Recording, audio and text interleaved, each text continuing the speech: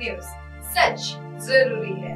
नमस्कार दर्शकों, ये है MNS न्यूज नेटवर्क और आप देख रहे हैं MNS न्यूज टीवी। मैं हूं आपके साथ श्रद्धा तिवारी। तो आइए देखते हैं आज की कुछ खास खबरें। एक नजर डालते हैं आज की हेडलाइंस की ओर। शिंदे ने BMC को प्राण प्रतिष्ठा तक मुंबई के प्रत्येक वार्ड में 3 मंदिरों को साफ करने का दिया आदेश। मोहित्र ने सरकारी आवास तुरंत खाली करने के नोटिस के खिलाफ दिल्ली हाई कोर्ट का रुख किया। प्रकाश अंबेडकर ने भी राम मंदिर समारोह का निमंत्रण ठुकराया। आइए देखते हैं खबरें विस्तार से। शिंदे ने BMC को प्राण प्रतिष्ठा तक मुंबई के प्रत्येक वार्ड में 3 मंदिरों को साफ करने का दिया आदेश। महाराष्ट्र के मुख्यमंत्री एकनाथ शिंदे ने गुरुवार को बृहन मुंबई निगम को 22 जनवरी को अयोध्या के राम मंदिर में प्राण प्रतिष्ठा तक मुंबई के प्रत्येक वार्ड में प्रतिदिन कम से कम 3 महत्वपूर्ण मंदिरों की गहन सफाई करने का निर्देश दिया। BMC आयुक्त IS चैल ने मंदिर की साफ सफाई के आदेश दिए और सभी नागरिकों से अपने अपने क्षेत्रों के मंदिरों में 24 BMC वार्डों में से प्रत्येक में स्वयं सेवकों के रूप में इस विशेष सफाई अभियान में शामिल होने का आह्वान किया है। सहयोग से पिछले कुछ सप्ताह से शिंदे शहर भर में घूम रहे हैं और प्रत्येक BMC वार्ड के लिए हर सप्ताह कम से कम एक दिन प्रमुख सार्वजनिक स्थानों पर गहरी सफाई का अभियान चला रहे हैं। BMC ने शहर में संपूर्ण स्वच्छता अभियान के लिए 61 बिंदुओं को शामिल करते हुए एक मानक संचालन प्रक्रिया निर्धारित की है।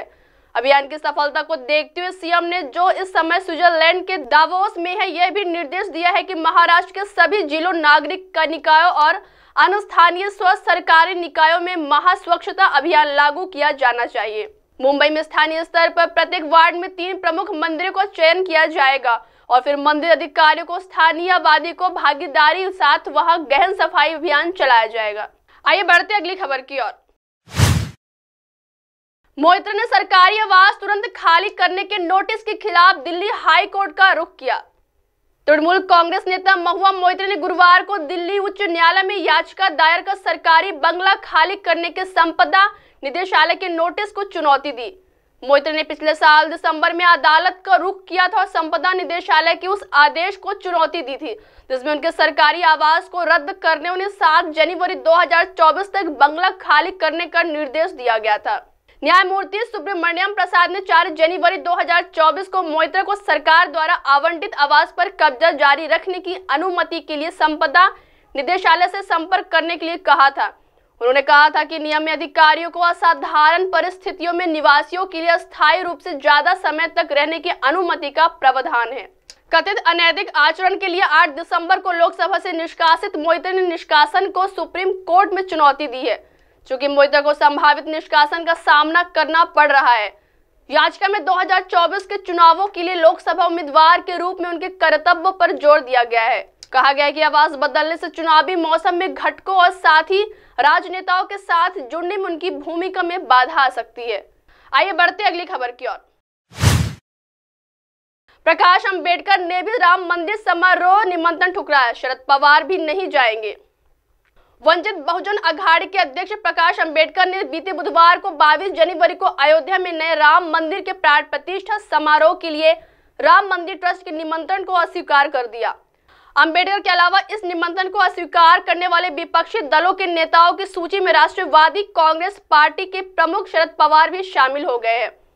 आमंत्रण के लिए धन्यवाद देते हुए ट्रस्ट को लिखे एक पत्र में उन्होंने कहा, कथित समारोह में मैं शामिल नहीं होऊंगा। मेरे शामिल न होने के कारण यह है कि भाजपा और RSS ने इस समारोह को हथिया लिया है।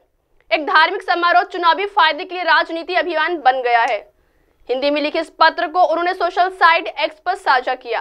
उन्होंने आगे कहा, मेरे दादा डॉक्टर बाबा साहेब अम्बेडकर ने चेताया था कि अगर राजनीतिक पार्टियां धर्म और पंथ को देश से ऊपर रखेंगी तो हमारी आजादी दूसरी बार खतरे में आ जाएगी और इस बार शायद हम उसे हमेशा के लिए खो देंगे। आज ये डर सही साबित हो गया है। धर्म पंथ को देश से ऊपर रखने वाली भाजपा RSS अपने राजनीतिक फायदे के लिए इस समारोह को हड़प चुकी है। दूसरी ओर एनसीपी प्रमुख शरद पवार ने राम जन्मभूमि तीर्थ क्षेत्र ट्रस्ट के महासचिव चंपत राय को पत्र लिखकर समारोह में शामिल होने में असमर्थता जताई।